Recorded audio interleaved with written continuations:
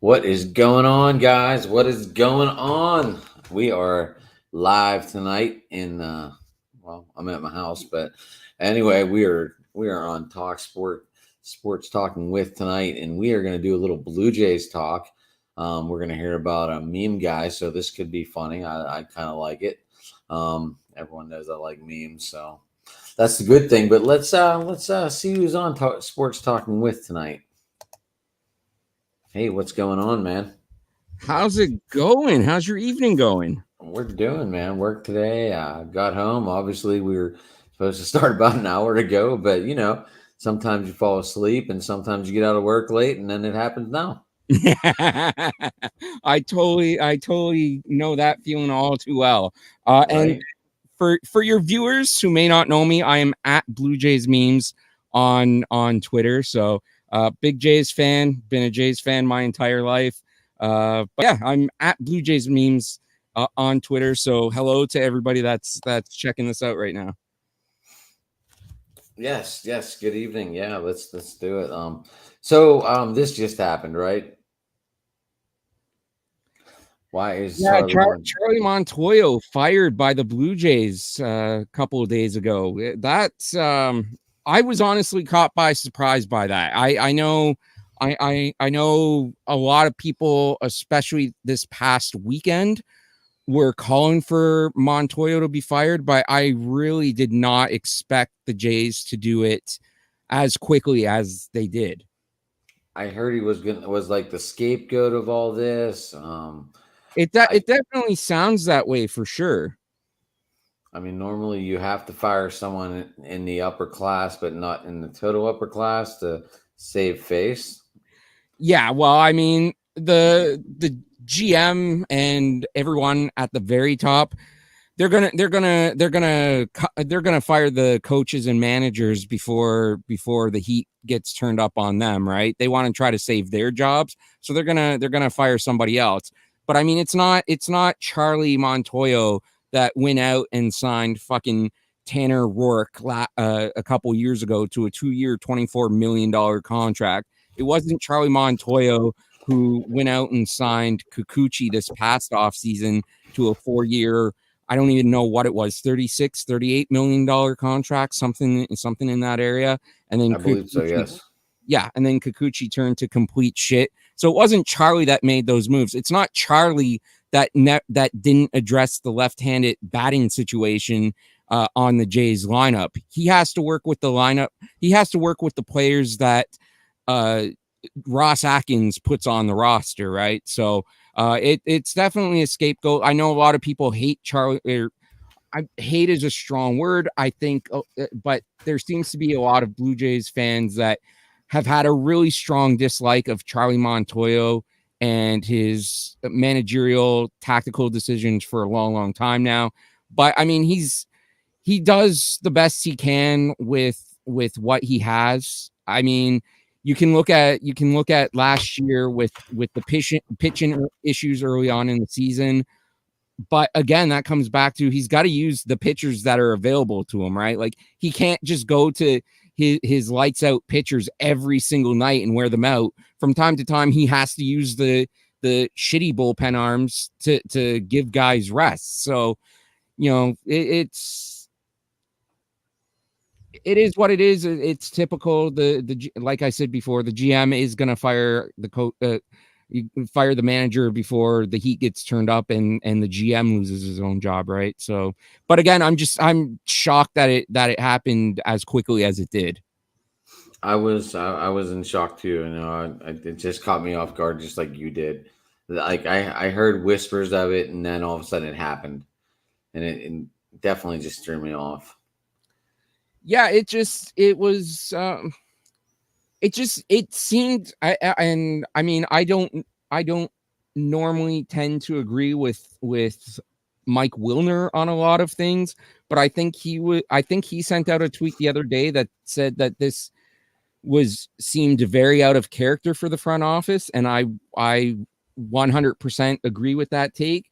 I did not think that Ross would be reactionary like this. I thought I thought that they would at least give Montoyo until the end of the season and ride it out. I mean, this season has been an anomaly anyways. Like the Blue Jays have been in a wild card playoff position for the majority of the season. A lot of teams are getting hot right now, and the Blue Jays are starting to slip out of that final wild card spot. But they've been in a wild card spot most of the season. The day Charlie was fired, the Blue Jays were a top 5 team in the major leagues in a lot of offensive categories, and the categories they weren't top 5 in, they were top 10 in. So it's an anomaly. When you look at the statistics, the Jays really should be doing better than what their record indicates. And I don't think anyone, you combine that with the fact that I don't think anyone saw the Yankees being as good as they are this year. No one expected the Yankees to be on pace for like 113 or 116 wins, whatever their current pace is for the season. Nobody saw that coming. Nobody saw the Orioles fucking all of a sudden getting on a hot streak and winning 10, 11 games in a row and all of a sudden being over 500 as well. Like everyone just expected Baltimore to be a bottom feeder again this year. No one expected them to be competitive. Don't we expect that every year though? Well, exactly. We sort of use Baltimore as our punching bag, which is a shame because I think they have a decent team, and in any other division in most seasons, I think they would have a bit more of a competitive team. But the fact that they are in the AL East, which is the hardest division in Major League Baseball, I'm sorry, Dave Roberts, but it's the AL East. You can say it's the NL West, but you're fucking wrong. It's the AL East. It's been the AL East for a long, long time. And when Baltimore has to play Toronto, New York, Boston, and Tampa 19 times each season, yeah, they're gonna have a bad record and they're gonna look awful. But for whatever reason, this year they just seem to be clicking and it's working for them. And now Baltimore is becoming a threat for a wild card spot. So, yeah, 45 and 44. They are one game above 500, like you mentioned. They are still 2 games behind. They're 1.5 out. Actually, Toronto with the win, they're in the playoff spot. It looks like. Is that how this works? Because it looks like it goes Yankees, Minnesota, Houston, Tampa Bay, Seattle, Toronto. I'd have to look at the standings. Give me 1 sec to look it up. But Toronto and Boston are tied, and there must be Toronto must have beat them. That's my only guess. Toronto, as far as I know, currently leads the season series against Boston. So that is why they're in the wild card right now. Yes, and Boston is currently still playing New York at the moment because the up-to-date standings on the MLB app has the Blue Jays half a game up on Boston. But yeah, if Boston holds on and beats the Yankees, we'll have identical 48 and 43 records. But yeah, Toronto does hold the season series lead against Boston currently. So we do have a slight advantage there. But no one, again, Seattle's another perfect team. Like I talk about Baltimore getting hot and going on a 10-game win streak. Fucking Seattle's on like an 11 or 11 game win streak currently. No one fucking they swept Toronto, didn't they? They're coming off of a 4-game sweep, right? Yeah, they did sweep us. Yeah, that's right. I thought we had. In my memory, we had won 1 game, but no, we didn't. Which is yeah. In my head, I'd like to think that we won at least 1 game. At least 1 game, right? Yeah, exactly. But yeah, no. But Seattle's Seattle, right? Like right. They tend to sort of have a little bit of a hot streak each season. Not as good of a streak as they're on right now. But like I think by the end of the year, Seattle's going to collapse and be out of the playoffs. But I mean, really, you think the Rangers are going to take it, or Oh, You Ranger. think the Rangers are going to make a run at it, No. or you think they're too far out? I mean, with the extra wild card, like no one. Oh, No, I yeah, won't they're say way out. because They only have 4. there's a couple of teams right now that are way out. Detroit's 10.5 games out right now. The Royals are 11.5. Of the wild card? Yeah. Oakland is 17.5 games out. I don't think Oakland's getting the wild card. There's no chance. Like Detroit, KC, and Oakland, They're 30 and 60. yeah, they're not good. They are not good. I mean, Texas is only 5 games out. They have a chance, but I don't know. I don't see.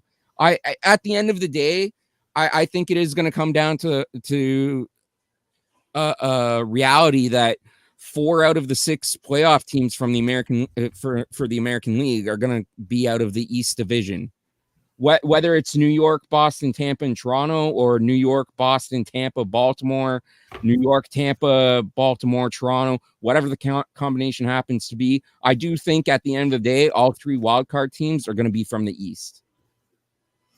I'm not going to argue that one. I mean, they're just the East is just too stacked. It really is, and it has been for a long time. Like the fact that, I mean, you look at last year, 4 teams from the AL East had 90 plus wins. The Blue Jays had 91 wins, missed the playoffs. The Braves, who had, I think, 4 or 5 fewer wins on the season than the Blue Jays, win their division, go on to win the World Series. You can even go back to 2006. Blue Jays had an 87 win season, missed the playoffs. St. Louis Cardinals win 83 games, win the NL Central, and go on to win the World Series. So it's just the AL East has been stacked for a long time. Definitely, I mean, I hear people say the hardest division in all of professional sports. I don't know if I would go that far, but it definitely has been the hardest division in baseball for many years now. Oh, the AL East for sure. For absolutely sure, it's been one of the hardest divisions. I mean, you just talk about the 5 teams, and maybe you can exclude Baltimore, but Tampa's been there, Boston's been there, Toronto's been there. Well, I mean, even Baltimore had that brief run from 2012 to 20. Was that the Brady Anderson years? No, like 2012, I think they won. Was it 2012 they won the East, or was it 2014 they won the East? But they won the division one year. They had a couple wild card spots. They had that wild card game against Toronto in 2016 where Britton wasn't used. He was left in the bullpen, and then Edwin walked it off, and Jays went on to ALDS to sweep Texas, and then the ALCS where they lost to Cleveland. But Baltimore, even we think of Baltimore as a bad team all the time, but that's a perfect example. Baltimore had a small run in the early to mid 2010s. So as much as we'd like to think of Baltimore as this bad team, they've had success within the last decade. So yeah, it's that the Showalter years. Yeah, that was the Showalter years. Yeah. I had to think about that for a minute. I'm gonna try to see exactly what years. I think 2012, 2014, and 2016. They made it to the playoffs. I just can't. I had wild card burst in 2016, 2020 for the wild card. AL East division titles 85, 89, 91, 92. Oh, for the Jays. Yeah, I meant for the Orioles. I'm trying to think. Oh. I'm sorry. I thought we were talking about the Rays. Jays, holy cow! I said Rays. I'm all over the fucking place. Holy cow! Yeah, so it was 2014 when the Orioles won the division, and then they had wild card berths in 2012 and 2016. So yeah, the mid 2010s they did have a bit of a run of success under Buck Showalter. But yeah, for the most part, they're usually the bottom feeder of the division, but they have had some success. And like I said before, I think any other division, I think Baltimore would have been more competitive over the years than what they've been in the AL East.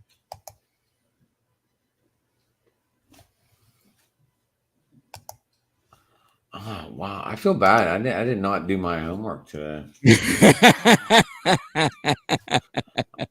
I feel bad. Like That I didn't realize you only had Sandy Alomar and what is it, Roy Holiday numbers retired. That's it. Oh, for the Blue Jays? And of course Jackie Robinson. Yeah, you guys Well, only have for the Blue Jays. Yeah, you only have Sandy Alomar and Roy well, Holiday. it was And it. I figured Joe Carter would have been on there for sure. So Roberto Alomar was the first Blue Jay to have his number retired because the Blue Jays had a habit of not retiring.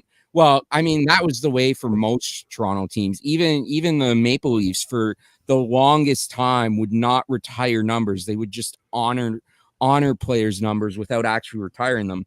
And the Blue Jays were the same way. But then when Roberto Alomar was elected to the Hall of Fame, the Blue Jays front office at the time decided, okay, this is a big enough achievement to warrant retiring a player's jersey number. So Roberto Alomar became the first player to have his number retired because he was the first player to go into the Hall of Fame with a Blue Jays cap on. His number has since I don't know if it's been officially unretired, but they've taken his number down from the banners where it was hanging after last year. It came out that there were multiple allegations of sexual misconduct, sexual harassment, and sexual assault against him. So he has pretty much been blackballed from from the team because he was working for the team at the time in an ambassador capacity, but he's been blackballed from the team. His number has been taken down from the banners at Skydome. And so right now, officially, Roy Halladay is the only Blue Jay with a retired number who has a banner hanging at Skydome.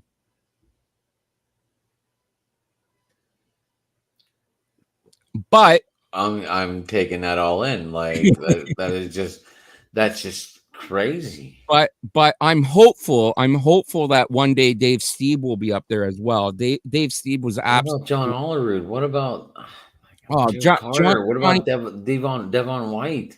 Well, that Devon White hasn't even been put on the level of excellence, which I think is such. From what I can remember, I don't think he's on there.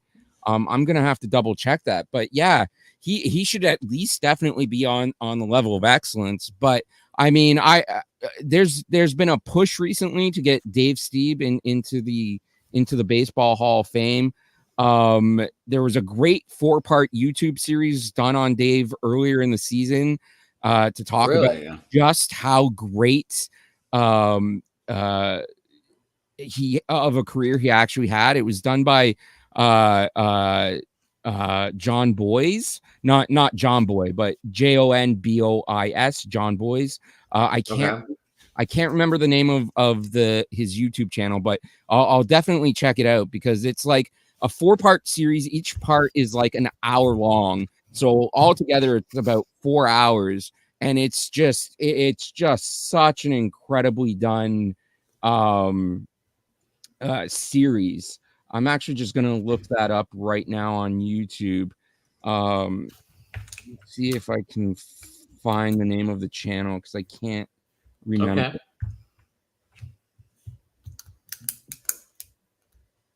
Secret Base. That's the YouTube channel. So what is it? Secret Base, and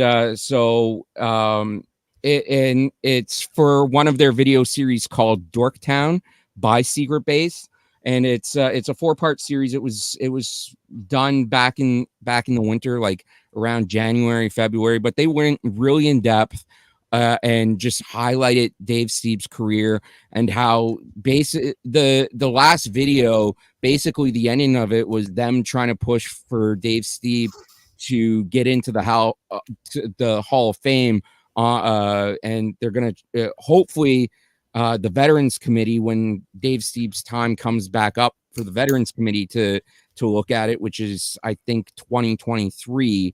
Hopefully he'll get a good push and he'll go in, because Dave Stieb absolutely deserves to be in the Hall of Fame. He absolutely deserves to have his number retired by the Blue Jays. I mean, I know a lot of people grew up with Roy Halladay. I grew up with Dave Stieb, like the tail end of his career. I would say like from 86, 87 on. But I mean, Dave Stieb was definitely one of my favorite players as a kid. And I absolutely love Roy Halladay. But yeah, Dave Stieb is definitely the best pitcher in Blue Jays franchise history. So that's who you would go with? Oh, absolutely. No doubt in my mind that he I mean, even without the Hall of Fame, he should already have his number retired. But I understand that the team has their qualifications for what's required of somebody to have their number retired. So hopefully the Veterans Committee will elect him next year. Next year, as in 2023, and hopefully once that happens, he'll get his number retired, because he's definitely long overdue for that. I have a quick question. As a fan, how hard was it to root for your team playing in Buffalo? I mean, not that hard at all. Not for me, at least. I mean, I have nothing against the city of Buffalo. I have nothing against any other sports team in Buffalo.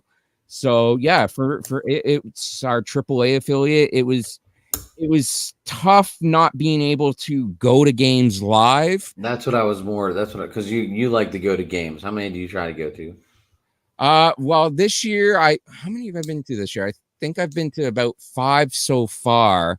But yeah, I try to go to a handful of games every year. I try to get at least 5, usually more if I can. Pardon me. But yeah, so it was definitely hard watching the game. I mean, 2020, no one could go to games anyways, right? They used the cutouts for every single team anyways. But yeah, definitely last year, starting off in Dunedin and then going to Buffalo before they finally came back home to Toronto. It's tough when you want to actually go out and support them, but I think the fans in Buffalo did a tremendous job of going out and supporting the team and giving them that crowd that Toronto was not able to provide at the time. Obviously, there were some teams where, you know, it was obviously skewed to the visitors' favor, like when I think we played both the Mets and Yankees in Buffalo last year. So obviously, Buffalo being in New York State, most of the people that went to those games were Yankees and Mets fans. So were they allowed to go to games that year? Well, last year, yeah. Last year, fans were allowed at games. It was last year they were back in Toronto, right? At the end of June. They started off in Dunedin for the beginning of the season. Okay. And then I think they did 4 to 6 weeks in Dunedin, and then they did like another 6 weeks in Buffalo, and then they finally came back to Toronto like near the end of June. So I mean, the Blue Jays didn't have a proper home game in Toronto for 670 days. So it was, but that's almost 2 years. Yeah. Yep. So, but the fans in Buffalo, like I said, did a tremendous job showing up and supporting the Jays last season, except when New York-based teams were there playing for obvious reasons. But other than a couple of outliers, they were tremendous. Dunedin, Dunedin fans can go fuck themselves, because most of the games when we played in Dunedin, it seemed like most of the fans there were cheering for the visiting team rather than cheering for the Blue Jays. So yeah, Dunedin, you can go fuck yourself. I appreciate that you're one of our minor league teams, and I will still cheer for the Dunedin Blue Jays to have success, even though they've only won one league title in franchise history. But the people of Dunedin, fuck you.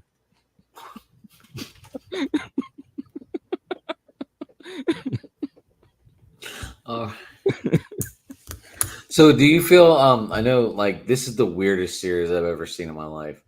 Yeah, should have this game been moved, played somewhere else because the Royals couldn't travel with 10 players, No, including no, including some of their no. favorite Fuck players? that. But I mean, I'm not going to get into the political debate. I don't really want. I just wanted to ask one question and get Yeah, off no, because I mean, I'm not going to get into the political debate and people choosing whether they want the vaccine or not want the vaccine. But the fact is that they knew going into the season that this was going to be an issue, and they still chose not to get the vaccine. So that's on them.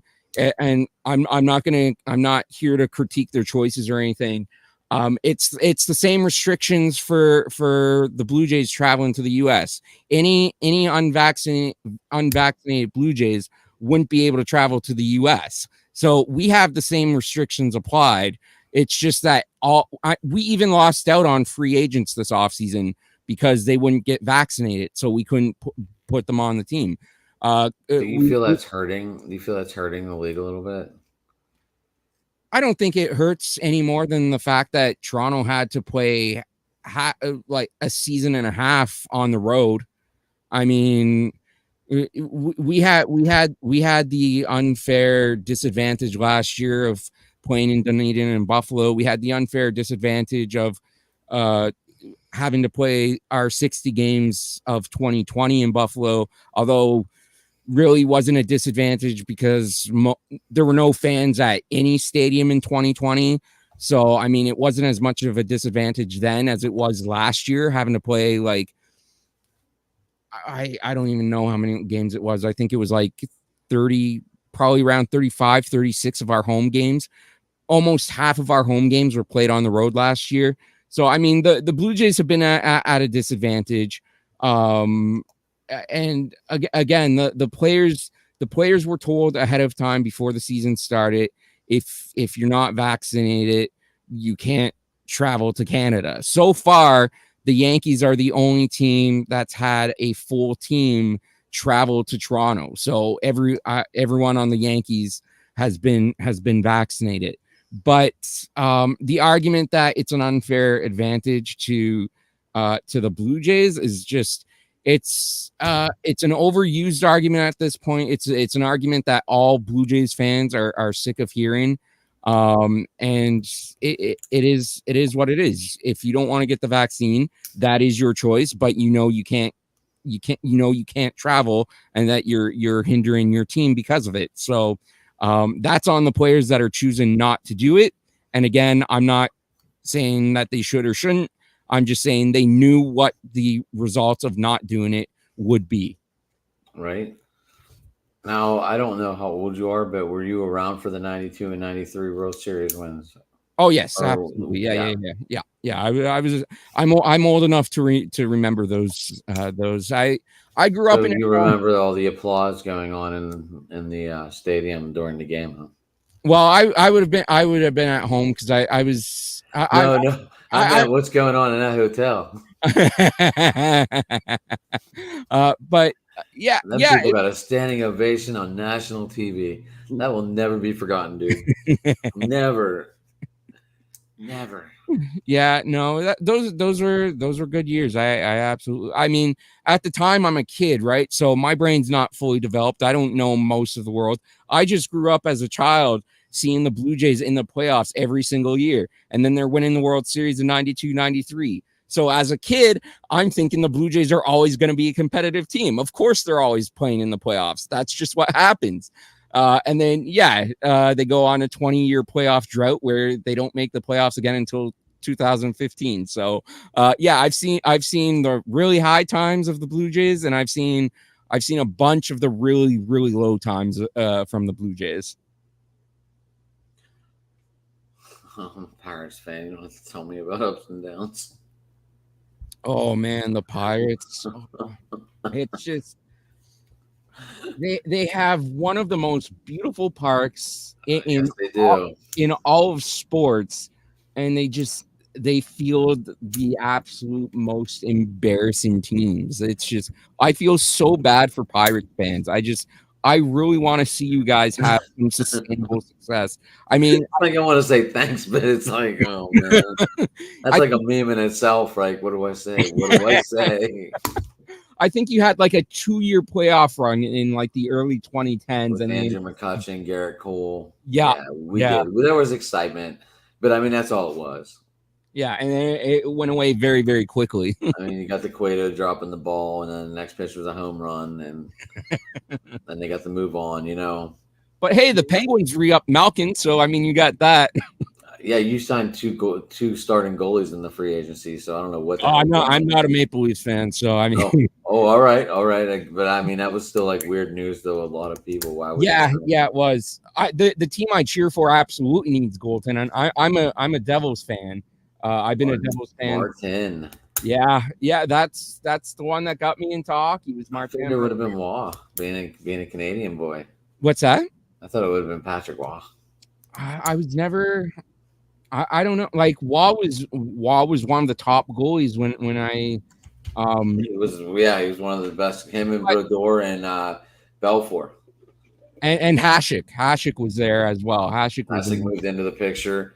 I mean, Tommy Brasso got two championships too. He was in that picture. Yeah, but like I started watching hockey because I had a relative at the time that was living down in Jersey.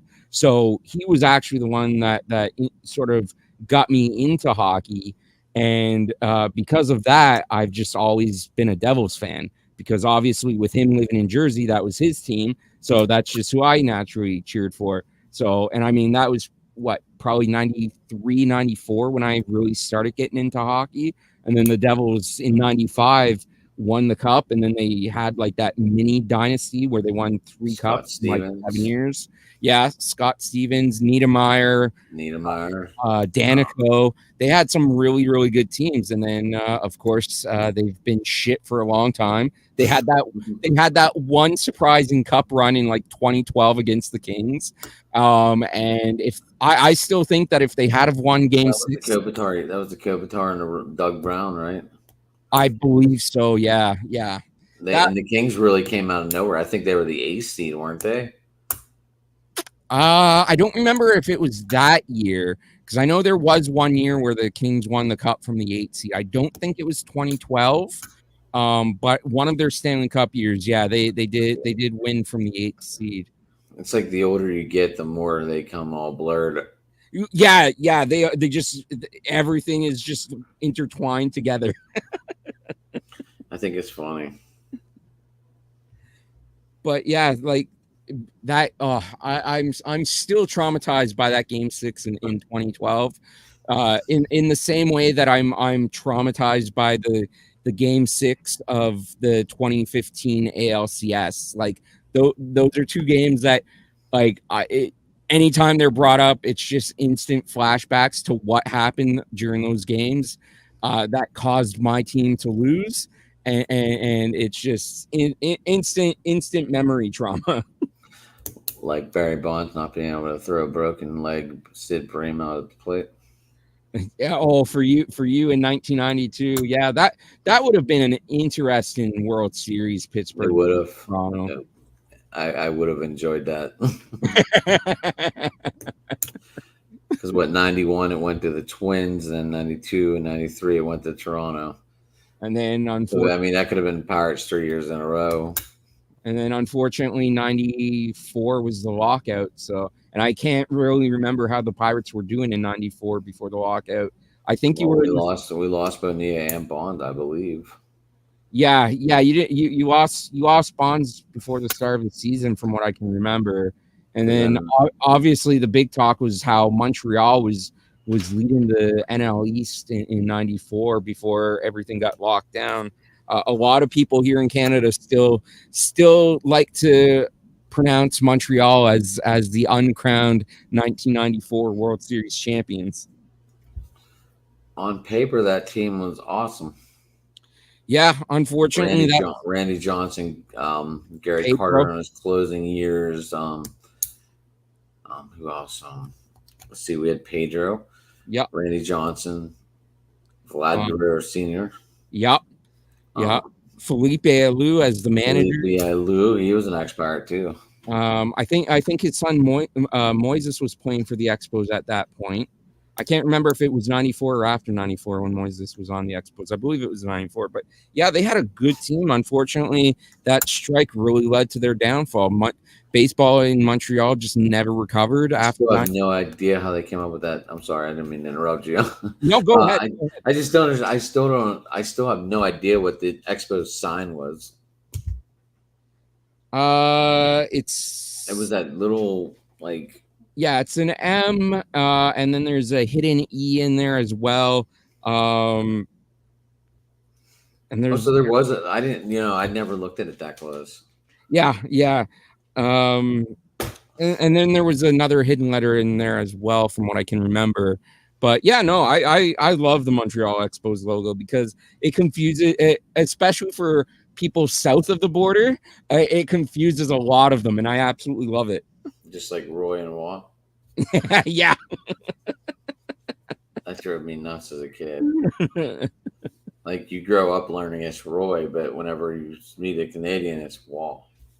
Yeah. Well, I know some French people, and I mean it's not to the same extent of the Roy versus Waugh pronunciation, but I did know some French people that were livid with Brett Favre because it's actually spelled Favre. It's Favre. So growing up I knew some French people that hated the pronunciation of Favre. Favre.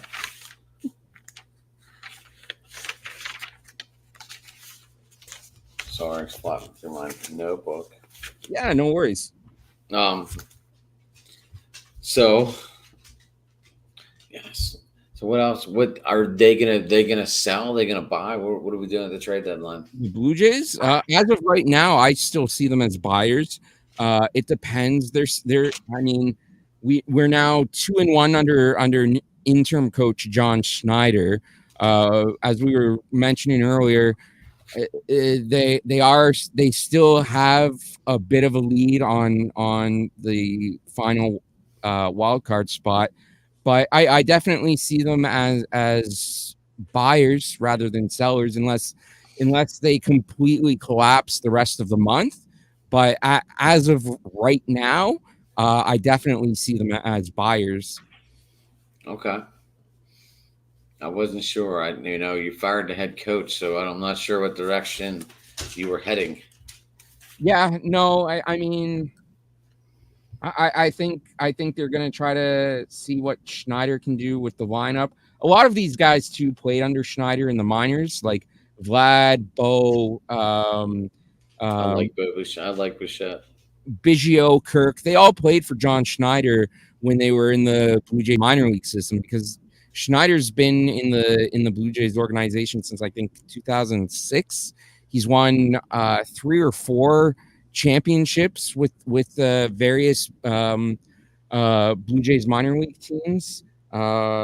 He was the manager of the Dunedin Blue Jays when they won their only league championship in 2017. He was the manager of the Vancouver Canadians in 2011 when they won the Northwest Championship.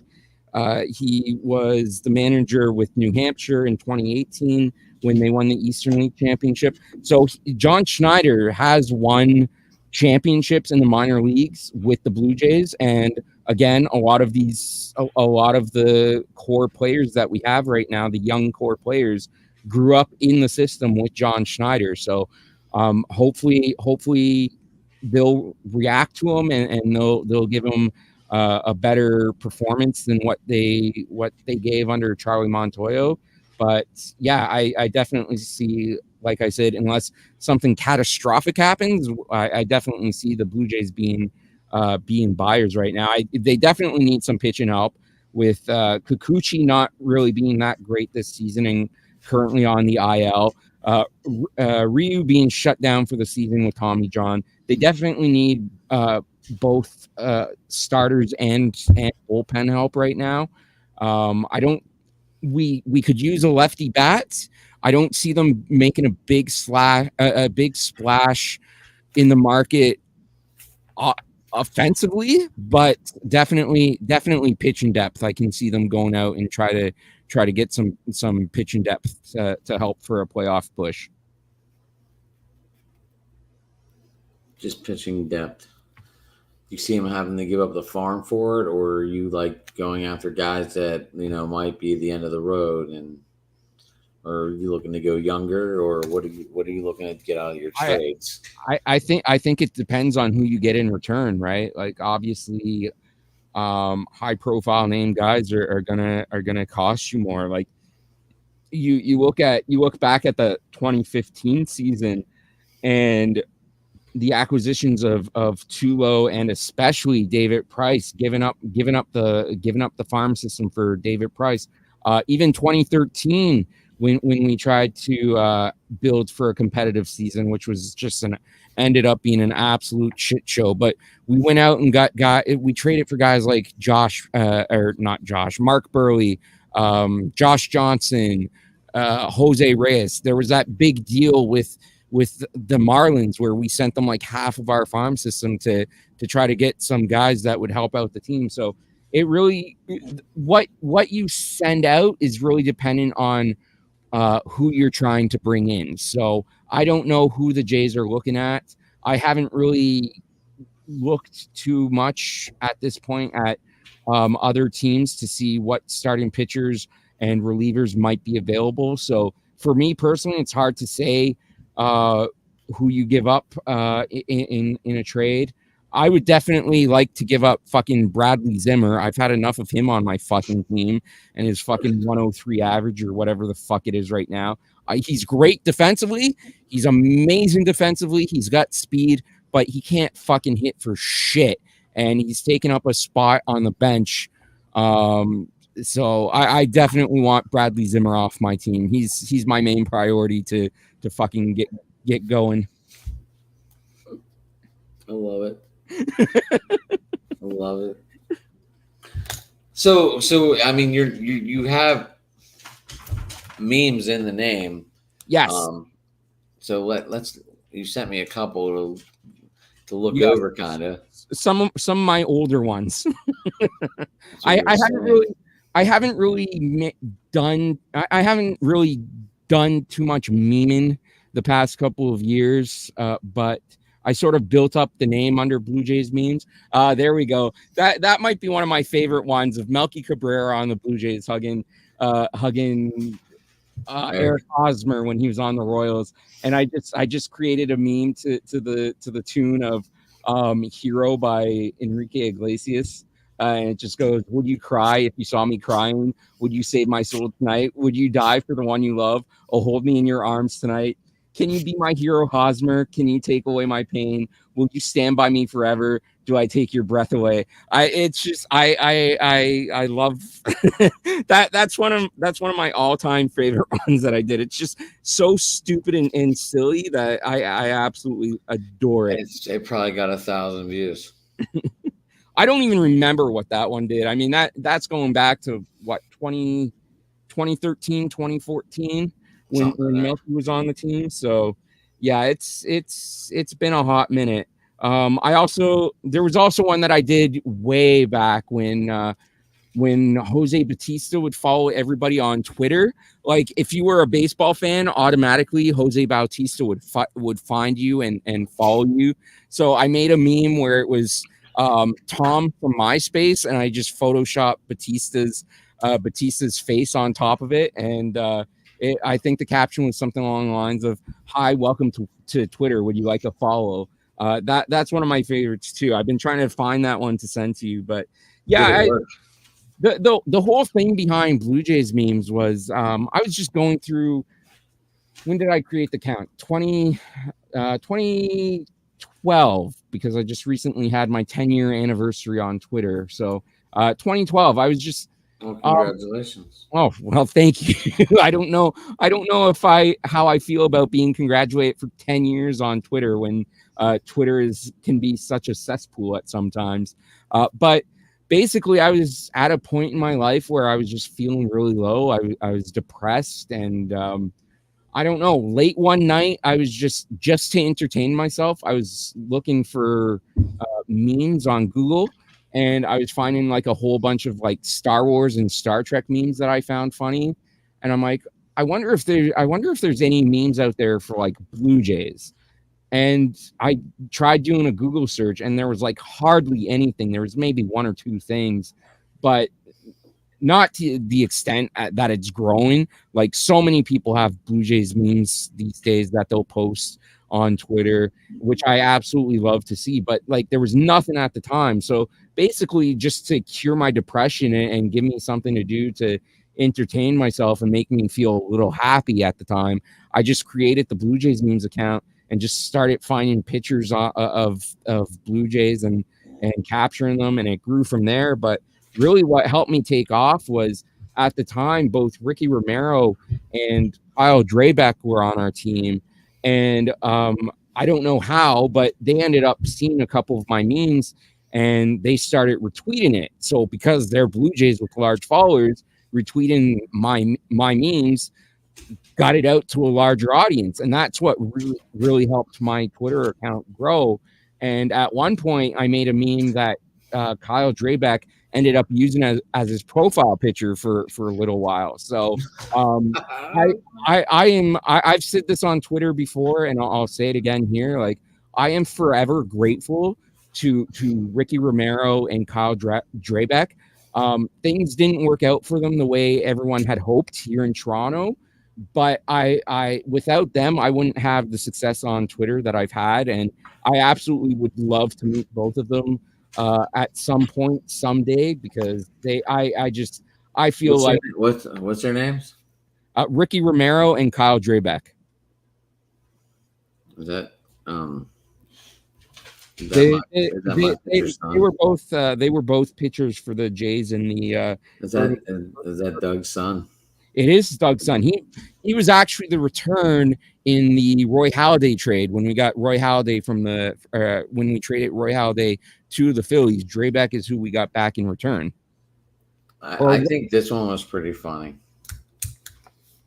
Oh, the meme that you have up right now? Yeah, I thought this one was pretty funny. Yeah, where he's leaning over the dugout, looking with a shocked expression on his face, and it says, "What do you mean you didn't get tickets to my Latin jazz concert?" And then it says Bank of America right underneath it. I don't know if you planned that one in there. I did not. That was not intentional, but it just worked out very, very nicely. I got a kick out of that one. It's a shame he's gone. I mean, I thought for sure they would have let him wait, but sometimes getting new thoughts. Yeah, I definitely thought that they would let him ride it out till the end of the season and see how the end of the season would go. But I'm to be honest, it's been 3 days now. I'm still in shock that they did it.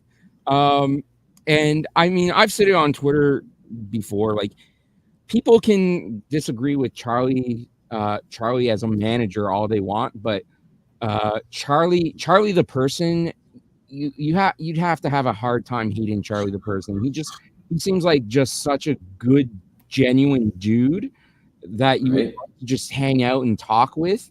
And I mean, the way he handled the whole situation with Mark Budzinski, I don't know if you're familiar with that situation. No. Okay, so Mark Budzinski is our first base coach, and over the Canada Day long weekend, so July 2nd, we were playing a doubleheader against Tampa, and during the second game of the doubleheader, both Charlie and Mark just left the game sort of in early on in the, I think, third inning, maybe the fourth inning, and no one knew what was going on. They just left the game. No one, there didn't seem to be any ejections from the umpire or anything like that, so no one knew what was going on. And unfortunately, we found out afterwards that Mark Budzinski's 16-year-old daughter had been in an accident and she passed away.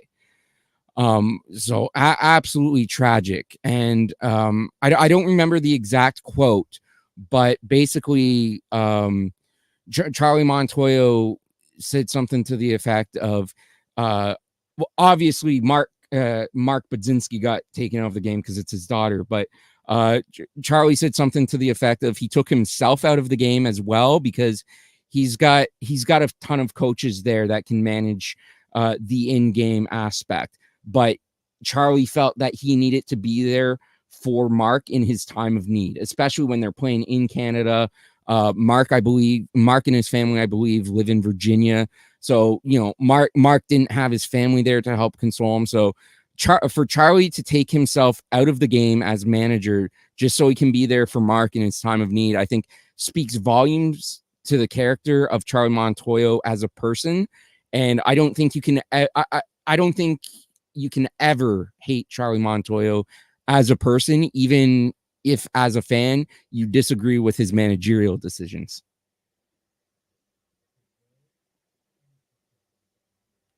But that was the other shitty thing too. I'm sorry, I'm laughing at the meme that you're posting. But just to stay serious for a little bit, that was the other shitty thing from the whole situation of Charlie Montoyo being fired. They fired him 2 days after the funeral for Mark Budzinski's daughter, basically after that long road trip that we were on, where we got swept in Seattle. And I forget the other, was it Oakland or no, I can't, I'd have to look it up. I can't remember who else was part of that West Coast trip with Seattle. But yeah, so basically we had a day off on Monday, and instead of coming, it was the Blue Jays' first day off in 18 days. They hadn't had a day off in almost 2 weeks. And instead of having an actual day off, the entire team flew to Virginia for the funeral of Mark Budzinski's daughter. They came back to Toronto on the Tuesday. Charlie managed that game, and then the next day they fired him. So I mean, I think obviously it wasn't his daughter that passed away, but you still feel a little bit sort of like that was kind of bad timing on the part of the team. At least I feel that way.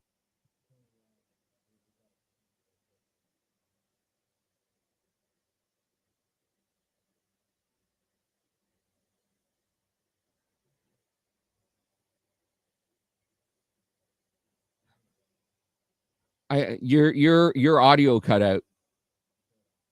I can see you talking on the camera, but I cannot hear you at all. We good? Yeah, you're back. Oh, sorry, I don't know what happened. I don't know what happened either.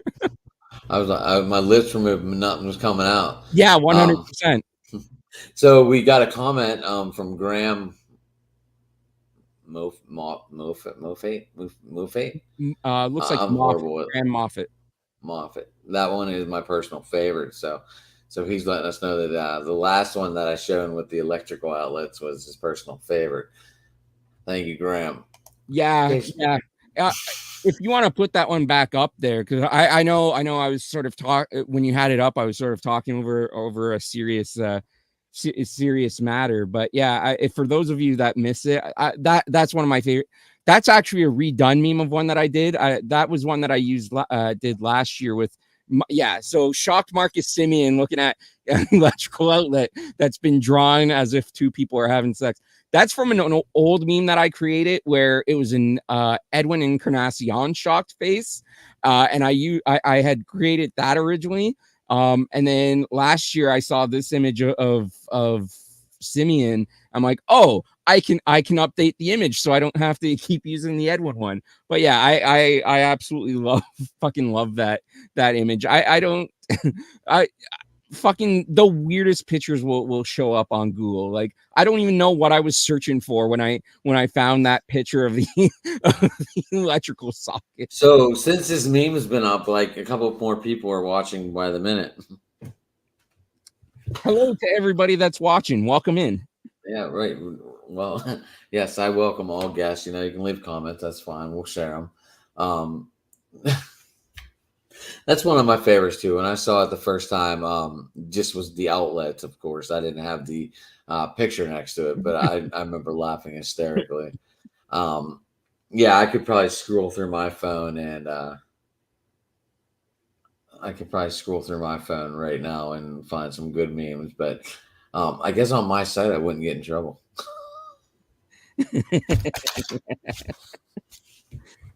Well, I never really got in trouble for that one. So, I mean, that one sort of went under the radar.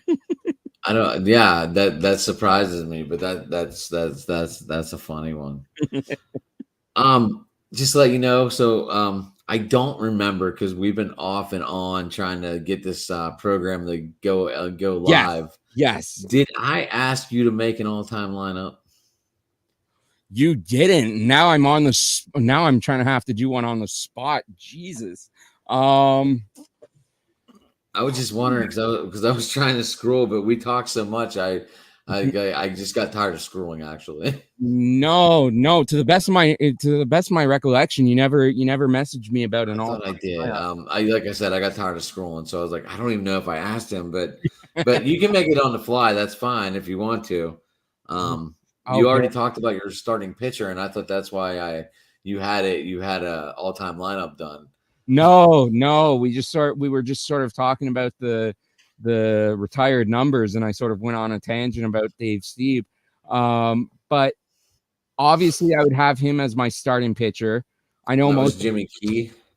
Jimmy Key was so underrated. Even to this day, he's completely underrated. Jimmy Key did so well for the Blue Jays. Um, yeah, it's just he deserves a lot more recognition than what he has received over the years. Um, Pat Henkin was a personal favorite of mine growing up. He basically was my transition from Dave Steve. Like it went from Dave Steve to Pat Henkin, and then obviously Roy came in, and Roy just was on a whole different level. I again I still rank Dave ahead of Roy, but I went with Roy. I went with Holiday as my starting pitcher. yeah, One day lineup, I'm going Holiday. I would still go with Dave Steve. DH. Oh man. We can start at the top if you want to. I went with a catcher that ended up playing in Pittsburgh because I fell in love with the guy here. He was really good at calling a game, and I went. That was Russell Martin. Yeah. Well, yeah. Right. We actually stole him from you because I I think it was know. I Pittsburgh or know. I Toronto. know. We don't have to talk about Hometown that. guy. Hard to argue with. Yeah. I Okay. might have to change it to Russ because I was actually going to go Pat Borders, but man, Ooh, it's Pat Borders was our catcher during the World Series years. He was the '92 World Series MVP. Um, man, yeah, it's up there between Borders and Russ. I Canadian. mean, don't get me wrong. Alexander Kirk's going to be in this conversation one day too. Oh, Kirk is fucking amazing, but um, yeah, I have to go with the Canadian cadet catcher just out of bias. So I'm gonna go with Russ at catcher. Uh, Probably Edwin for DH. First base I'm gonna give to John Olerud. That's who I Um, went with too. I love Vlad, and he's gonna be he showed last year just how amazing he can be. He's sort of not had he hasn't had as good of a season this year, and I think his career is going to lead more towards what he was last year than what he is currently. But and at some point down the road, I will definitely have Vlad as my starting first baseman for the all-time Jays. But as of right now, I'm giving it to Johnny O. I went with Vlad as my DH. I did. I guess I left Encarnacion off the list. I can see that. I was thinking about Vlad for DH as well, but again, it just comes down to he's still young, and he hasn't had outside of last year, he hasn't had like the big sort of consistent seasons that Edwin sort of put up in the mid 2010s for us. So right now, DH, I would go Edwin. What Third about base, second? Did you go Roberto? no, mm, he's without a doubt the greatest second baseman for the Jays, but just with all the stuff that went down last year, morally, I'm not putting Roberto Alomar on the all-time team. That's just my personal moral choice. So I'm trying to think who I would actually replace him with.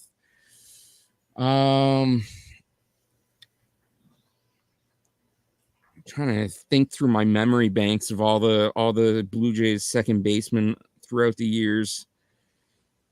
You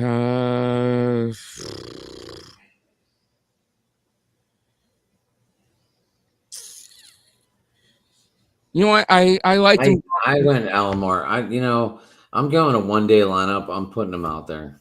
That's fair. That's fair. If I gotta, I was just thinking about what you were saying, and if I'm looking at a 1-day lineup, that's it. I'm putting Roberto Alomar. That's fair. I just for me, I'm probably gonna it's gonna be a weaker choice, much weaker choice. But for me, just a personal favorite of mine as a teenager growing up, O-Dog, Orlando Hudson. I'm gonna put him at second. He's not as great as Alomar, but I think he was I think he's another one that was underappreciated. He was serviceable. He's not like, he was never a blow away player, but he was serviceable. He did his job. He was good on the Jays. So I'm gonna go Orlando Hudson for that one. I went with the X-Pirate on this one. All we had to do is drop his elbow 4 inches, and we would have hit 51 home runs. Makes no sense. I went with Batista. I mean, for shortstop, that's Tony Fernandez. I did too. I think that's going to be most Jays. Who'd you go with the third? I'm sorry. I haven't done third yet. I'm trying to think of third on the fly. That's where I want Jose Batista at third, but that's just me. Ooh, Jose. I don't know if I did. I mean, he had monster seasons in Toronto. Most of those were he played games at third, but most of those seasons were as a right fielder. Like he still played third though. Yeah, but not often enough. Like when you think of a third baseman, like Jose Bautista is not going to be the first name that pops up into most Jays fans' minds.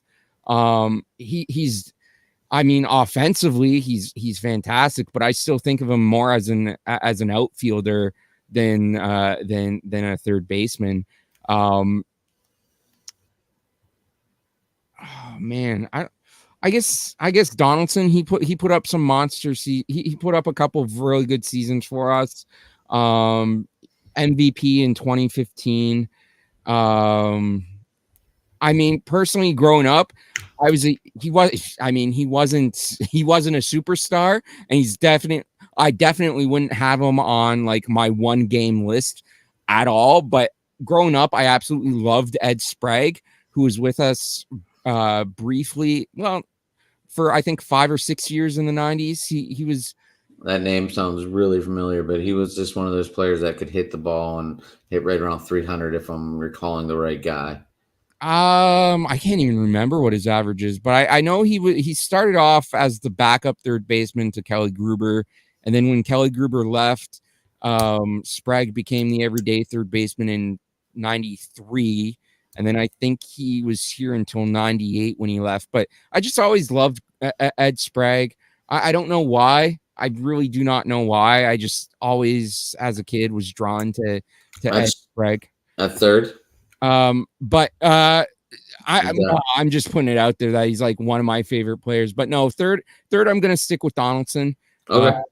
Where did you want to put? Did you want to put Sprague somewhere or no? No. I just wanted to point out that I really. He's one of your idols. Yeah. I just wanted to mention his name because he doesn't get enough love from anyone in baseball. So I just, anytime I can promote Ed Sprague, I'll gleefully do it. I got a Jose Lean jersey. Which jersey? Chico, second base. No one remembers him. No, I don't. But he created the big error in the bottom of the ninth that let Sid Bream score. Get the second. Okay. Unfortunately, that's what he's mostly remembered for. Unfortunately. Well, it's like Bill Buckner is remembered for that. I have no idea what else this guy did except for under the legs. Yeah, exactly. It's horrible. But And if it wasn't for the whole steroid issue, Canseco would be the guy that would be remembered for the home run that bounced off of his head when he was with the Rangers. Who doesn't remember that though? As a baseball fan, No, I'm not saying it's not remembered, but I'm just saying that if it wasn't for steroids over. for the steroid stuff, that would probably be the thing that he's most remembered for. But yeah, center field for the Blue Jays, easy pick, Devon White. We talked earlier about how he should be on the level of excellence. That's who I went with too. So definitely. I just went outfield. I didn't really pick position. Oh, you didn't really pick positions? No. All right. In that, oh man, fuck. I went Vernon Wells. Vernon Wells is, yeah, he was great for us too. Oh man. I mean, you got to remember, you guys are only back to 1977 was your opening year. So some of you like this. Well, now, like, no, I'm just thinking now, like we're talking first baseman, and I completely glossed over fucking Carlos Delgado. I totally fucking forgot about him. That dude was a beast. He was. He had that swing like Vlad Guerrero. Yeah. But I don't know. Oh man, now that's a tough one for me. Now I'm thinking about changing it, but it's hard to argue with Johnny O and that sweet swing and that, like, yeah, he had one of the better swings in the league, you know. Yeah, he wasn't a power hitter, but he could get the hits, he could get on base for you. Man, between Delgado and Over, it's tough. You know what? I've got some power guys in there. Oh shit. Yeah, I'm gonna stick with Johnny O. Johnny O and that sweet swing and almost hitting for 400 in 93. I think he finished around 363 was the average in 93. I can't remember exactly what it was, but yeah, I'm gonna stick with Orrud. And then for outfield, Devon White. I went Joe Carter. Yeah, see that's the tough part for me. So now I'm between Vernon Wells, Joe Carter, and Bautista, and even Springer. I mean, Springer spent half of last year on the DL for us, and he still hit over 20 home runs. And he's showing this. He has shown this year what he can do when he's healthy, both defensively and offensively. But I think for me, Springer hasn't been with the team long enough for me to put him on there. I was just gonna ask you that. Has he been on the team long enough? For me, the answer is no.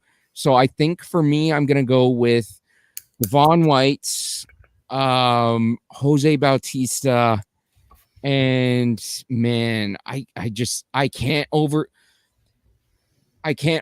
Joe Carter. He made the final play in both World Series for the Blue Jays in 92-93. He made the catch that clinched the World Series in 92 when Timlin threw it to him to throw out Otis Nixon to win the World Series. And then, of course, the walk-off home run against the Phillies in 93.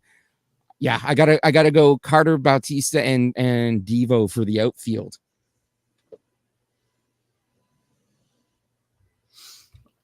All right, so we're going Carter. We're getting rid of Vernon Wells. Yeah, I love Vernon. I absolutely love Vernon, and that was a hard one for me to do. But it fucking just those World Series memories for Joe Carter. I gotta put him in there. I had no idea where to go on the closer. Tom Henke for me. I picked Tom Henke because Dwayne Ward did a tremendous job too in 93, taking over that closer role from Tom Henke. But for me, Tom Henke did it more consistently over a greater number of years with the Jays. So yeah, definitely Tom Henke. I liked Casey Janssen too, but again, it comes down to Casey Janssen had a couple of good seasons. It wasn't nearly as many good seasons as Tom Henke, or as my memory is saying Tom Henke had. Because as you said earlier, as we get older, our memories kind of blend everything together, right? And my memory, it feels more if you were there. It's more vivid. Yeah, exactly. So yeah, no, I would definitely do Tom Henke as my closer, and then probably Dwayne Ward as the setup man, because he was the setup man when Henke was closer. They were a perfect 1-2 combination. So yeah, Ward and then Henke to close things out in the 8th and 9th. All right, we ended up getting one done, so that's We sweet. did. It was on the spot, and it was it was a bunch of rambling, but we brought it around and we got it done. I feel like we should put these, like, I try to do this with all my guests. I didn't come up with this idea until after I talked to one of my guests, and he's like, "You got to do something different." So I was like, "What about like an all-time lineup?" And he's like, "That would probably help the show a little bit." So I thank NFL Outdated for helping me out through that. Great guy. So yeah, I mean, if you don't listen to criticism and fix what's wrong, Well, and that's the thing. Legitimate criticism, like when people give you actual feedback rather than just criticize to be dicks. But yeah, no, it's especially for podcasters, it's important to listen to what your audience suggests, because they're the ones that are listening to you. So right. you do want to cater to what they want to hear, right? So yeah, I definitely agree with that. Criticism is always welcome as long as it's constructive and not just criticism to try to bring somebody down and be a dick. The way I look at that last criticism that you said was, I just look at it like they're all fans, or else they wouldn't be talking. Yeah, that's And sometimes you got to have that attitude in what we do, because you're gonna get it. yeah. And unfortunately, you get it, but you take it with a grain of salt or whatever. Some people would shut down after it. Yeah. Like, I need a week off. No, I'm going to keep going. That's my attitude. Yeah, and I mean, I'm not saying complete. I'm just saying when it comes to criticism, I'm more likely to implement changes when the criticism is constructive, rather than just people complaining and saying shit to try to bring you down and feel bad. Like you're gonna have to deal with that either way, because that's the age that we're living in on the internet now, where people are just gonna try to post stupid shit to make you feel bad. So you're gonna have to deal with that. But I'm gonna be as a fellow podcaster, I'm gonna be more inclined to people who criticize me if it's in a constructive manner. Right.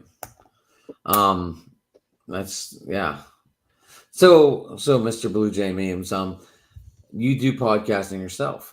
I do, yes. Are you guys getting back together? Are you still going strong? What are you guys up to?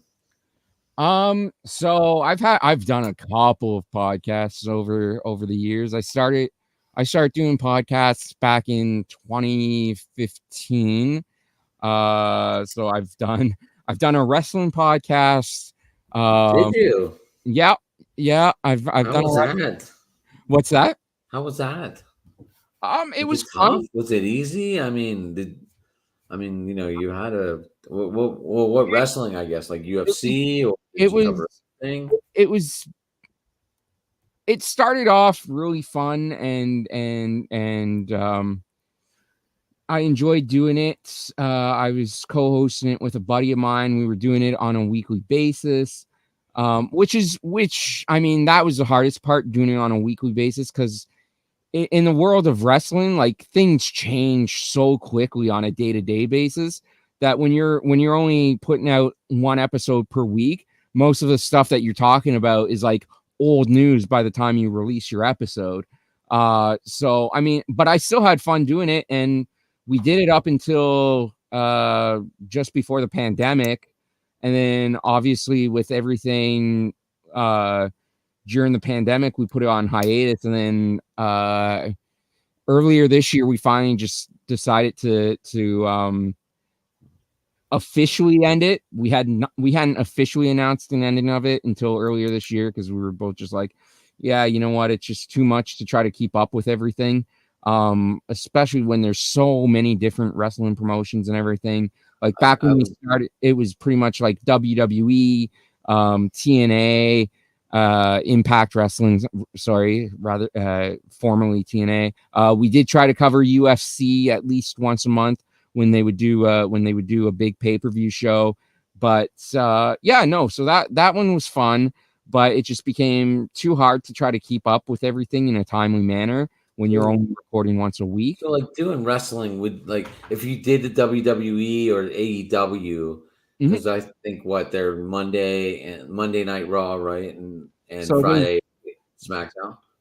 Monday Night Raw and Friday SmackDown for WWE, and then AEW. There's Wednesday Night Dynamite, and then Friday night is AEW Rampage, which goes up against SmackDown. And then again, you've got all the UFC in there as well, and other wrestling promotions. We also tried to cover like local independent wrestling shows in and around Toronto. So we were going to a lot of independent wrestling shows. But yeah, it was fun. It was becoming a lot of, especially as both he and I progressed in our personal lives and in our professional working lives. It just became harder and harder to like keep on top of it. So yeah, I think the pandemic was a bit of a blessing because we weren't forced to do anything because there was really nothing to talk about for a while. So it was sort of a blessing to make us realize, you know what, it's probably we had fun doing it. We had a run, but yeah, it's probably past time for us to officially retire the show. So did you get a lot of views on it, or Um, would you suggest maybe doing it like after Raw, or and well, then like a Saturday afternoon one? Like if you did do two of them, would that be the best way to break it up? Because you well, the biggest thing comes back to just um our personal lives and our working lives progressing throughout the years. We stopped being consistent with episodes. Like we went from doing like basically an episode every week to we were maybe posting like once a month or once every 5-6 weeks. So that's what really killed us as well. As you know, as a podcaster and doing content, like if you want to grow, if you want to keep your audience, you have to be consistent with it. As soon as you consistently become inconsistent, you start to lose that audience, and that's what ended up happening with the show. So I think at the end of the day, it was just it was finally time to realize, you know what, we're not doing this consistently enough. And it's going to be hard to bring back the people that used to listen to us. So it's just time to end things. But like I said, I've done other podcasts as well. I've during the pandemic, I did a Disney podcast just for fun. I've done I was doing a baseball podcast last year with a couple of other Jays fans called Aces on Bases. That was that was another one. We started off really well. We had a couple of really good guests. Danny from Danny's Dugout. Shout out to Danny. She was the first guest on the show. And we also had YouTube content creator Jolly Olive, who's now working with John Boy Media. He was a guest on the show. So shout out to both of them if they're watching this, which I don't. They're probably not. They're both content creators and they've got other things going on. But yeah, no, it was really fun to talk to them. But we sort of, and I put Aces on Bases on hiatus last year after my father was diagnosed with cancer. So there were other. Was he good? Did he kick out of it? Yeah, he's gone through radiation therapy, and it's been it's gone into remission. So everything's good on that front now. But just at the time, like there were other things that I was focused on more than podcasting. So we went on hiatus mainly because of that. And then yeah, we've discussed bringing it back. I know they want it to record. They sent me a message, like 7 o'clock tonight, asking if I wanted to record tonight. I'm like, I got other plans because I had already promised you to do this show. Right. We have been in the works for like almost a Yeah, month. It feels yeah, like, yeah, exactly. you know. So, but yeah, hopefully we'll start recording new episodes for that soon. But the main one that I'm working on right now is one called Drunk Discussions, which is one that I used to co-host with a buddy of mine, Sean. And we would so basically how Drunk Discussions started is I just wanted to do a podcast where like a review podcast where we would watch like review old TV shows and just do a podcast about that. But I was lazy and I didn't want to do the proper research to actually sit down and take notes and then talk about it after. So what I decided to do is Sean and I were drinking a lot at the time because we both worked for the same place, and at the time neither of us were really getting too many hours because we worked retail, so we weren't getting a lot of hours. So on our off days, which were frequent, we were going out and we were drinking. And then one night I just decided to bring everything with me and brought my laptop, brought my In the bar. brought my recording equipment. Like I didn't even ask permission. If they had have said don't do this, I would have stopped, obviously. But no one said anything. I just set up shop with my microphones. Our first episode, actually, I think our first episode we recorded after we went to the bar, because we recorded that one at a McDonald's at like 3 a.m. in the morning. But the first one we recorded from the bar. Basically, I just popped in a DVD of Boy Meets World, and we watched and reviewed Boy Meets World live in a bar as we drank. And obviously, people in a bar see you recording, and they want to come up and have conversations. So it just evolved to us just randomly finding random shit on YouTube to watch, and just it we would at a certain point we would just stop even talking about what we were watching, and we would just bullshit, and the YouTube videos would just be noise in the background to the podcast. But you get the YouTube videos in the background, you get the atmosphere of the bar in the background, you have random strangers coming up and starting conversations with you. That's the best, man. Yeah, it was a lot of fucking fun to do. But then Sean moved. He's originally from the province of Saskatchewan. Well, and Sean was the older brother in that one, right? It was Corey Topanga and for Sean. Or was Sean the best friend? For Boy Meets World, Sean was the best friend, but Sean was also the name of my co-host. Right. I didn't think Sean was really there, but I was just trying to remember from in the show Boy Meets World, Sean was Corey's best friend. Mr. Fielding. Sean Hunter. What was the Mr. Feeney. Mr. Feeney. Fielding was Saved by the Bell, I think. Was that? I started getting my shows mixed up. But yeah, no. So that's how it started, and then Sean ended up moving back to his home province of Saskatchewan in like 2018, and so he moved back home, and I ended up getting a promotion at work. So again, it came down to my focus wasn't on the podcast. So the podcast went on hiatus for like 3 or 4 years. I would do episodes occasionally where I would just drink from home and try to review YouTube videos as I was drinking from home. Didn't have the same atmosphere. Obviously this was during the pandemic, so I couldn't really go out to bars anyways because they were all fucking shut down. But in this year, I decided. Did you guys have any sneaky house parties or anything? A lot of people did, but I mean, I don't like people, so I'm very much a hermit, and I like to see. Well, no shit, you wouldn't even show your face. Exactly. People haven't earned the right to see memes yet.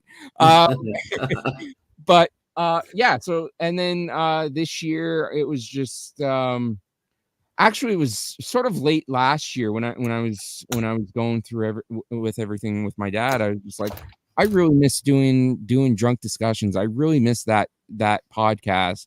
So earlier this year, I decided to do it, bring it back on a regular basis. So it's not what it was previously. It's still basically in a rebranding stage where it's trying to find its identity. There have been episodes where I've just done it solo and I've been reviewing videos on YouTube while I drink. And then there have been episodes where I've brought on friends of mine, my friend Sarah, my friend Brandon, Detmers, who is a co-host of Aces on Bases with me. I brought him on for an episode. My friends Katie, Rob, Ethan, they've all been on for a couple of episodes. So yeah, I would really like to try to make it more of sort of an interview type show. But at some point I would like to bring that bar atmosphere back. The bar that I used to record at unfortunately closed down permanently because of the whole COVID pandemic. So I got to try and find a new bar and see if they'll let me record there, because I really do miss that aspect of the show, of just having that background bar atmosphere. But yeah, it has changed. The show format has changed from what it used to be, but I definitely like to start doing more and more interviews and having different people on the show, because I think that makes things a little bit more interesting. I'd be interested in coming on if you were up for a little co-host of. I Absolutely, guess we'll have some sips.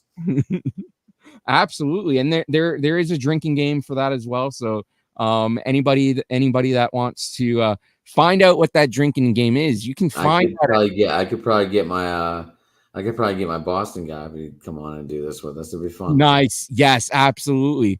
But for anybody that wants to know what the drinking game is, you can actually find Drunk Discussions on most major podcasts and platforms, including but not limited to Stitcher, Spotify, Apple Podcasts, Google Podcasts, Amazon Music, iHeartRadio, and the main source of uploading is Podbean, drunkdiscussions.podbean.com. You can listen to each and every episode.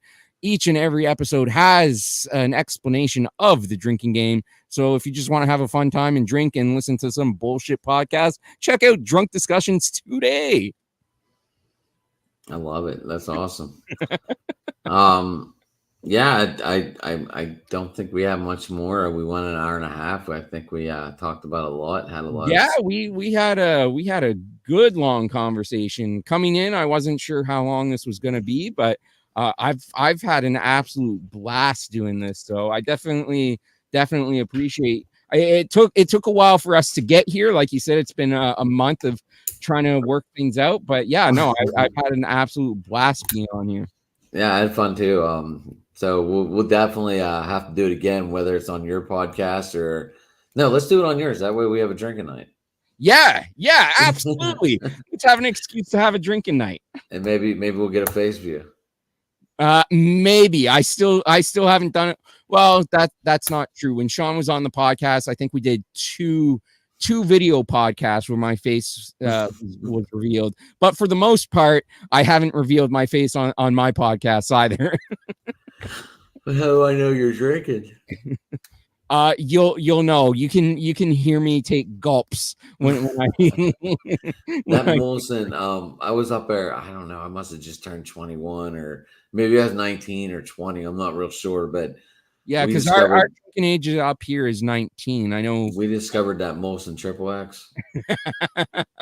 Well, when we started doing Drunk Discussions, obviously, you know, we're drinking, but at the time we're also not getting a lot of hours at work, so we're drinking the cheapest beer we could find. And at the bar that we went to, it was Bud Light Lime, which was fucking god awful. One of the worst beers that I've ever had, Bud Light Lime. Although Bud Light, if you're sponsoring me, or if you're listening to this, hashtag sponsor me Bud Light. Get that hashtag trending. But I'll take a sponsor with Bud Light. Shit. Yeah, hashtag sponsor us Bud. Like, we actually had a t-shirt made at one point that said hashtag sponsor us Bud.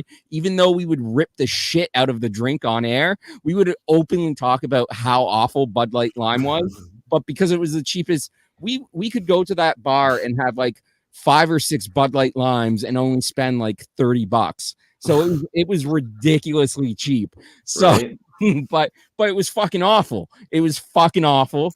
But There's so many better beers up there too. yeah. But Like Bud again, Light is like Bud we Light were- is my very, very last choice. Maybe the seltzers. I can stomach those. Like if I'm at the beach or something, they're awesome to sip on at the beach.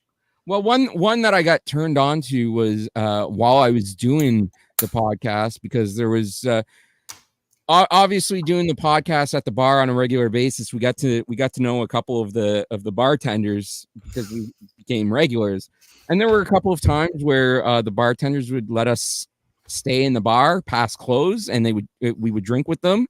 And there was one night where we actually did a podcast after the bar was closed. It was just us With the bartenders? with the bartenders. And I mean, I can say this now because the place is closed, so no one's going to get in trouble or fired for it. Right. But yeah, so, and I was introduced to Wellington's Hella's Lager, which I absolutely love. I enjoy it. So if anyone's looking for something new to try, Wellington's Hella's Lager, hashtag sponsor us Wellingtons if you're Let's listening go. to this. Made in Guelph, Ontario. So shout out to Wellingtons. But yeah, no. So I went from drinking Bud Light Lime to drinking that, and Like Wellington, if you want to come across the border, I'm here. yeah. You know what? Sponsor this show as well. Sponsor Talking Sports. Sponsor Talking Sports. Sponsor Drunk Discussions. You know, we'll gladly plug you. And unlike Bud, I won't talk about how awful your product is because I actually enjoy your product. So I will gladly shill and shout you out. Isn't that the funniest part though? Like people love it whenever you dog stuff just to have an argument. Yeah. And then after the argument, they're like, "Yeah, Bud Light Lime sucks." Well, I mean, they're not wrong. Like it's so bad. It's so No, we're bad. not wrong at all. I'm just saying, like, you get those people that do that, and you're like, "What the fuck?" Yep. You're like, "You just made me go." Yeah. Anyway, so And that's what we were trying to do, because we'd tell people that they needed to drink Bud Light so that Bud Light would sponsor us. But at the same time, we were openly talking about how awful their product was. I love it. Oh shit. So you work 7 days? Is that what I was getting out of your conversation? No, I don't work 7 days, but obviously getting promoted back in 2018 to a management position, an assistant manager position. I had less time to work on the podcast because I started working more. So I mean, obviously that's still an issue where, you know, as an assistant manager, I'm working more frequently than somebody that's just hourly. It also sucks real quick because like you're on the floor and you're always have eyes on you. You don't have time to play on Twitter all day and look for guests.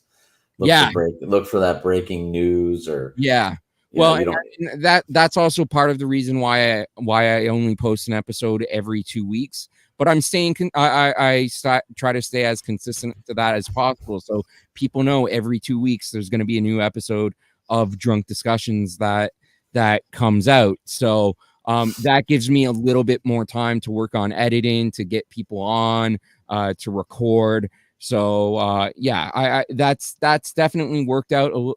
I mean, I'm still trying to grow back the audience. Because I mean, it's definitely, I'm not getting the listener anywhere close to the listenership that I was getting when we were really rolling just before Sean left to get back to Saskatchewan.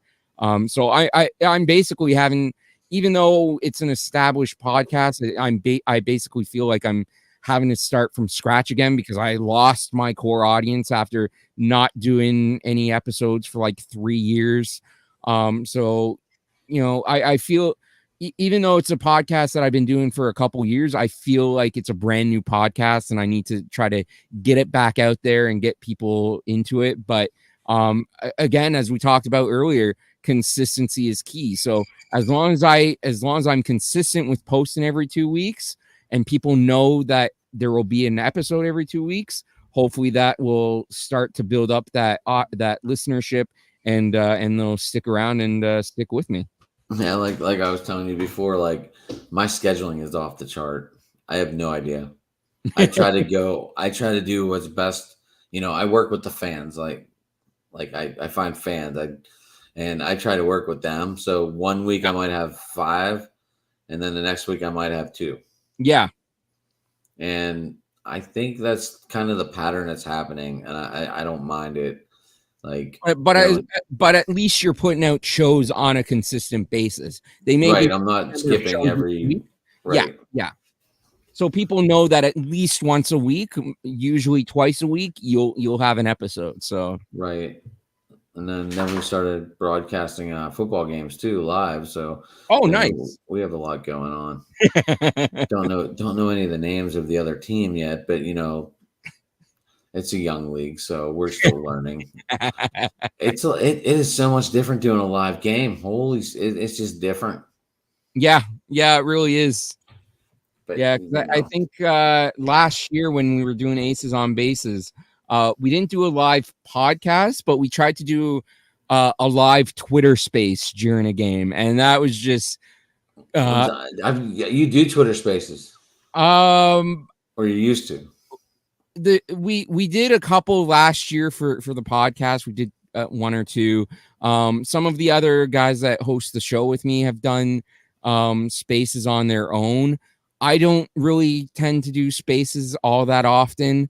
I don't think I've ever done I don't think I've ever hosted a space just on my own where I was the sole host. But yeah, we did Aces on Bases did try to do a space last year where we were talking about the game live, but that got so confusing because everyone's in different areas, so everyone's feed of the game is on different times. So some people would be ahead of other people would be lagging way behind. So it was fun, but it was such a clusterfuck. Right. Well, that's the nice thing about this. If I can find the game online, I could put it right on screen for us all to watch at once. So we all wouldn't be like way behind. We'd all be on the same. Yeah, well, especially in a space like this, like obviously with Twitter Spaces, I don't think you can do a screen share of a video. I know you can share. I don't even know what I've been on there like twice. Yeah, it's been a while since I've been in one. That was it. Yeah, it's not like when it first came out, everyone was trying to do one, right? Just to see what it was like. Right. But yeah, I definitely don't see as many Twitter Spaces as I did last year when they first came out with it. So it's been a long time since I've been in one to remember what. I know you can post photos in there, but I don't think you would be able to do a screen share of a game in there. I mean, that would definitely have made it easier to fix lagging issues, but I don't think you can share a screen share of live video in Twitter Spaces.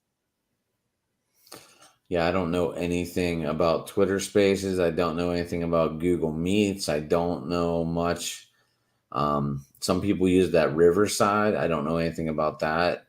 I've never even heard of Riverside. I know Google Meets is pretty much like this and like Zoom, where it's just like a video conference call type deal.